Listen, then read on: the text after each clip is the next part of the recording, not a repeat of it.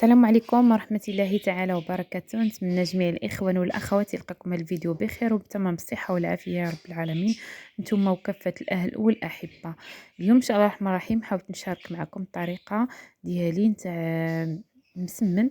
إن شاء الله الرحمن الرحيم بداو على بركة الله. كيف ما كتلاحظوا يعني تمن عندي 2 كيلو ديال الدقيق، عندي واحد نص كاس ديال السكر، وعندي شوية د الملحة، المهم على حسب تحسين التذوق.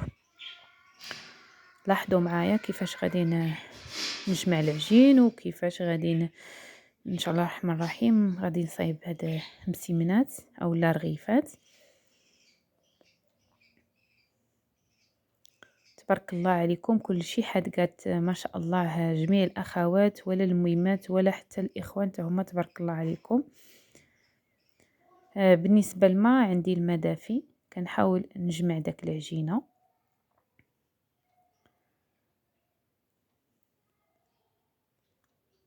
غادي نستمر بجمع العجين شيئا فشيئا حتى كنسالي كاع داك العجين.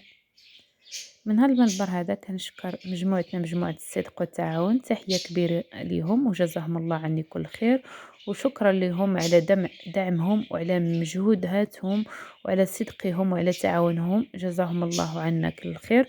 وشكرا لأخي أتوميكس على مجهوداته، جزاه الله كل خير، وعلى المساعدة ديالو اللي كيعاون جميع الأخوات والإخوان باش كيكبروا القنوات ديالو، وان شاء الله الرحمن الرحيم نكونوا عن حسن ظن الجميع. شكرا لك اخي اتوميكس، وشكرا لك اخي قلب الاسلام، وشكرا لكم مجموعتنا مجموعه الصدق والتعاون.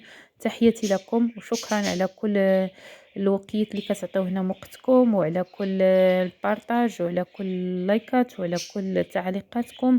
الله يجازيكم بخير والله يجعلها في ميزان حسناتكم. كيف ما كتلاحظوا راني كنجمع العجين شيئا فشيئا حتى كنسالي كاع داك العجينه. تابعوا معايا عفاكم المراحل.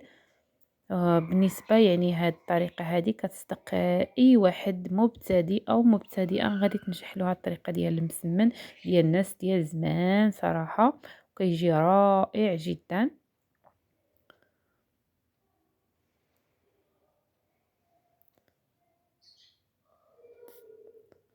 خليتكم مع الفيديو وكنتمنى لكم فرجة ممتعة. لاحظوا معايا كيفاش غادي نجمع العجين، وكيفاش في الاخر من بعد ما غادي نجمعو غادي نضيف له واحد المعلقه ديال الزيت المائده، ومن بعد غادي نحاول نعلكها فيه جيدا. غادي نحاول ندخل داك الزيت مزيان شيئا فشيئا، ومن بعد غادي نحاول نوضعه على واحد جانب.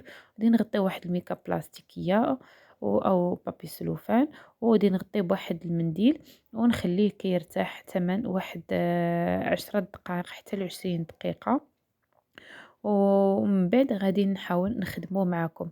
بالنسبة للخدمة كيفاش غادي نخدمو، غادي ناخد واحد 8 زليفة هكا ديال السميد الناعم، يعني السميد باش كديروا الحرشة، وخلطت معاه واحد 2 اكياس ديال الخميرة ديال الحلوى. وبالنسبة يعني كندهن غير بالزيت، ما كندير لا زبدة ولا والو، غير الزيت. ومهم لاحظوا معايا كيفاش غادي نخدمو، كيفاش غادي نطيبو، كيفاش غادي نبسطو. تبعوا معايا المراحل حتى الاخير. انا ما غاديش نكثر عليكم، كثرت الهضره بزاف، كنخلي لكم تفرجوا الفيديو وكنتمنى لكم فرجه ممتعه. الى عجبكم هاد الطريقه هذه ولا خليوها لي في الكومونتير، ولا ما عجبتكمش خليو لي شي تعليق في الكومونتير. مهم تبارك الله عليكم وما شاء الله عليكم، الله يحفظكم والله يخليكم صحتكم. تحيه للميمات الحبيبات، الله يجدلهم في صحتهم والله يخليهم لينا. وتحيه للاباء، وتحيه للاخوان، وتحيه للاخوات، وتحيه للناس اللي عرفتهم اول مره في القناه. ولاحظوا مزيان كيفاش غادي نوضعوه في واحد يعني بلاستيك غذائي نتاع المجمد، ودي نحتفظ فيه في المجمد فوقاش ما حبيت غادي نستعمله. وكنتمنى لكم فرجه ممتعه. وتحيه الناس جداد اللي دخلوا عندي القناه، وتحيه كبيره لمجموعتنا مجموعه الصدق والتعاون. حياكم الله ورعاكم وسدد خطاكم.